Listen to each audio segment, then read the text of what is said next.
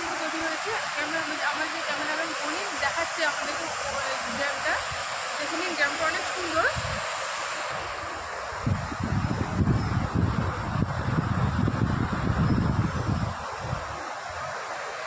ড্যামটা এতটা সুন্দর যে দীঘার মতো ফিল হচ্ছে এখানে। তো আর সত্যি অনেক সুন্দর, জলটাকে আজকে কেমন তৈরি করেছে এটা যেমন বলার মতো না। এই ব্রিজটা অনেক সুন্দর হয়েছে, অনেক সুন্দর, কিন্তু এটা শহরাঞ্চল থেকে অনেকটা সাইডে একটা গ্রামের মধ্যে অবস্থিত। তো এত ভালো লাগছে পরিবেশটা দেখছি বলার মতো না। আমার ক্যামেরাম্যান বনি দেখাচ্ছে এটা, তো আপনারা দেখে নিন। দারুণ জায়গা, জলটাকে আজকে দেখে সুন্দর করে দারুণ ওভারফ্লো করে এটা বাস ড্যাম তৈরি করেছে।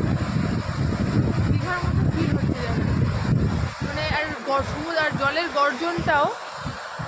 আর জলের গর্জনটাও কিন্তু একদম মানে যেরকম দীঘার সমুদ্রে বা পুরীর সমুদ্রে যেরকম গর্জনটা হয় ঠিক সেই টাইপের গর্জনটা দেখতে পাচ্ছেন বন্ধুরা এই জায়গাটাতে।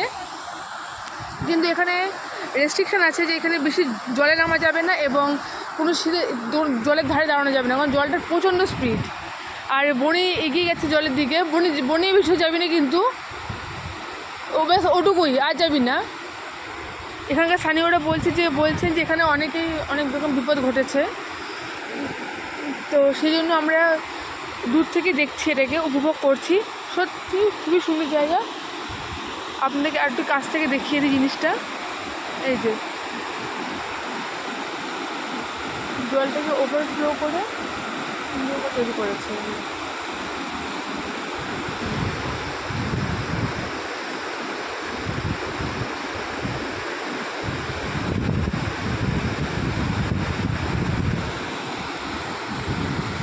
অনেক সুন্দর জায়গা, এখানে জলে নামা বারণ।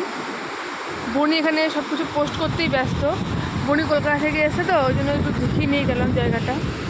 এই যে নিচে এরকম পাথর দেওয়া আছে, এরকম পাথর নিচে যেরকম জেনারেলি আপনারা দীঘার সমুদ্রে যেরকম দেখেন, দীঘা পুরী সমুদ্রের সি বিচের মধ্যে এরকম পাথর তো থাকেই, সেই টাইপের পাথর এখানে কিন্তু আছে।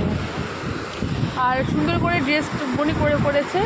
আর আমিও, আর সবাই বলবেন যে আমাকে কেমন লাগছে, কারণ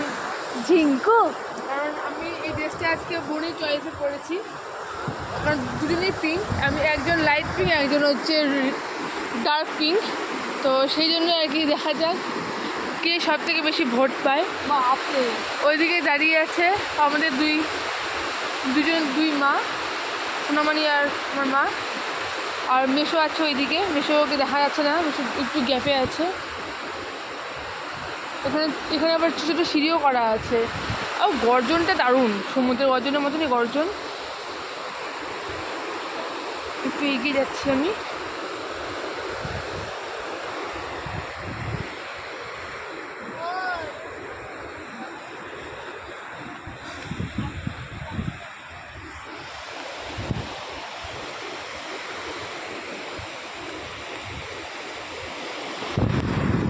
এই গর্জনটা অনেক সুন্দর গর্জন, এই যে দারুণ লাগছে দেখতে। এখানে নামার জন্য ছোটো ছোটো সিঁড়ি করা আছে। ওই দূরে দাঁড়িয়ে আছে মেশো, ছোটো ছোটো সিঁড়ি করা আছে। তার এক কথা হচ্ছে অসাধারণ, মানে মাইন্ড ব্লোয়িং, মানে মন ভালো করার মতো একটা জায়গা সত্যি। কিন্তু দুঃখের বিষয় এর আশেপাশে কোনো ফুড স্টল নেই, কোনো রকমের ফুড স্টল নেই। এটা দুই একটা ফুড স্টল থাকলে কিন্তু এখানে একটা বেশ টুরিস্টের একটা ভালো স্পট হতো। জায়গাটা দারুণ ছিল জায়গাটা, এখানে ফুড স্টল দিলে চলতো জায়গাটা।